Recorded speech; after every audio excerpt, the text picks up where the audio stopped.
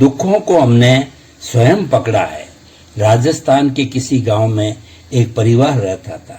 घर में रुपए पैसे की कोई कमी नहीं। परिवार के सभी सदस्य आवश्यकता अनुसार पढ़े लिखे भी थे, लेकिन यह सब होते हुए भी वे छोटी छोटी बातों को लेकर बड़े दुखी रहते थे, जिसके कारण परिवार में हमेशा तनाव बना रहता था। परिवार के बड़े होने के नाते एक दिन पति पत्नी ने सोचा, क्यों न कोई ऐसा उपाय किया जाए जिससे घर में सुख शांति बनी रहे। ये सोचकर वे दोनों अपने परिचित के पास गए और उनको सारी बात बताई। तब परिचित ने बतलाया कि जंगल में एक साधु रहते हैं और वे चुटकियों में सभी समस्याओं का समाधान कर देते हैं, अतः आपको उनके पास जाना चाहिए। अंधा क्या चाहे दो आंखें, और पति पत्नी चल दिए जंगल की ओर और उदास व दुखी मन से पहुंच गए साधु के पास। और विनम्रता पूर्वक दोनों ने साधु से निवेदन किया, हे परम दयालु, आपके पास दुनिया के कोने कोने से दुखी लोग आते हैं। आप उन सब की झोली खुशियों से भर देते हैं, किसी को निराश नहीं लौटाते। हम भी बड़े दुखी हैं, अतः आपसे हाथ जोड़कर विनती है कि आप हमारे भी दुख दूर करें। यह सुनकर साधु ने क्षण भर उनकी ओर देखा और मन ही को सोचकर अपनी पर्णकुटी से बाहर निकल आए। कुटिया के बाहर एक पेड़ का सूखा ठूंठ खड़ा था। उन्होंने अपने दोनों हाथों से कसकर उस ठूंठ को पकड़ लिया और लगे चिल्लाने, बचाओ बचाओ, छुड़वाओ छुड़वाओ, कोई मुझे इस ठूंठ से छुड़वाओ। साधु का शोर सुनकर आसपास के सभी लोग एकत्रित हो गए और पूछने लगे, क्या हुआ महात्मा जी, आप चिल्ला क्यों रहे हैं? सुनकर साधु बोले, अरे आप लोग देख नहीं रहे, इस ठूंठ ने मुझे पकड़ लिया है, छोड़ ही नहीं रहा है। यह देखकर सब आश्चर्यचकित होते हुए एक दूसरे को देखने लगे, लेकिन कोई भी बोलने की हिम्मत नहीं कर पा रहा था।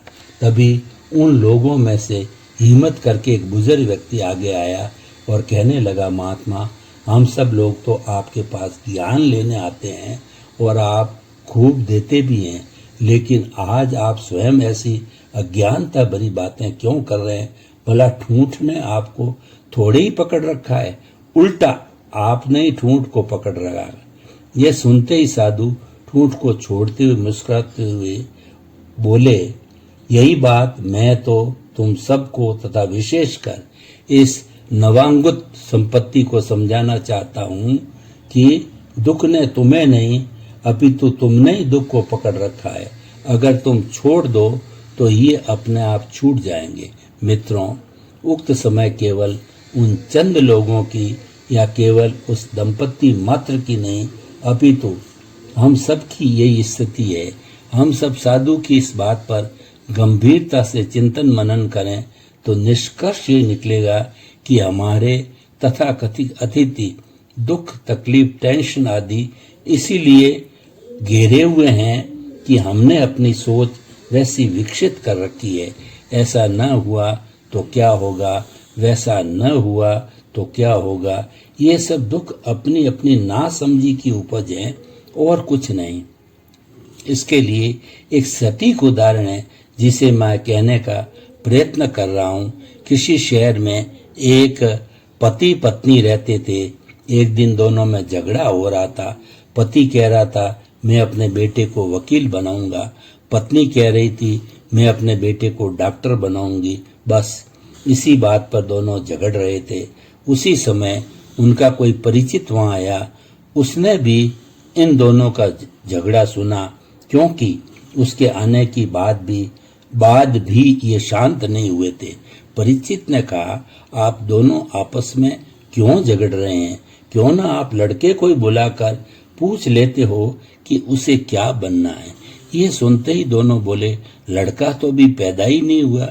अब आप ही देखिए, लड़के का अभी दूर दूर तक नामो निशान तक नहीं, और ये महाशय लगे हैं उसे वकील और डॉक्टर बनाने।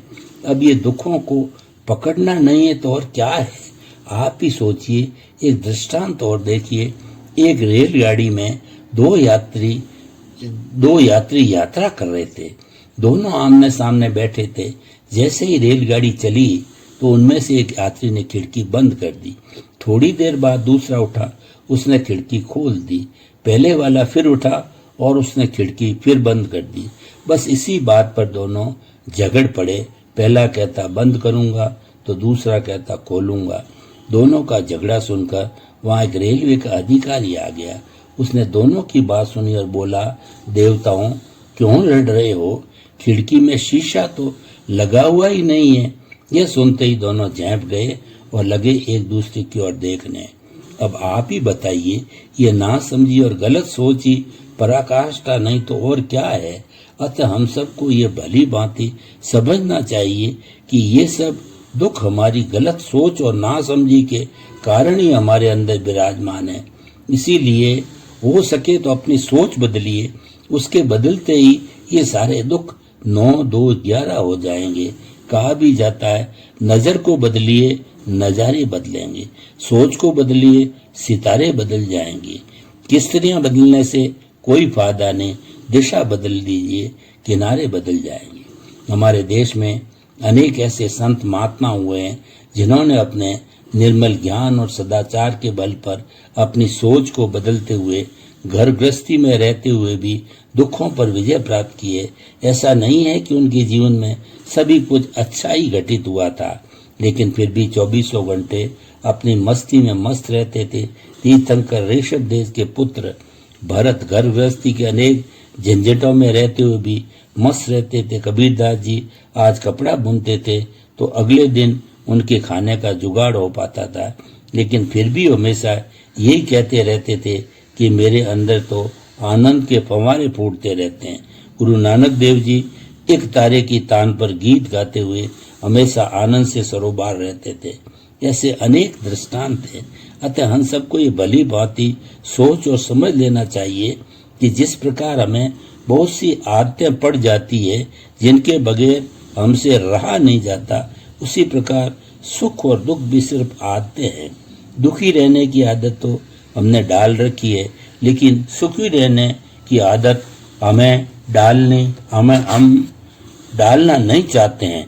और जिस दिन हमने सुखी रहने की आदत को अपने अंदर विकसित कर लिया, उस दिन ये सब दुख कोसों दूर भाग जाएंगे।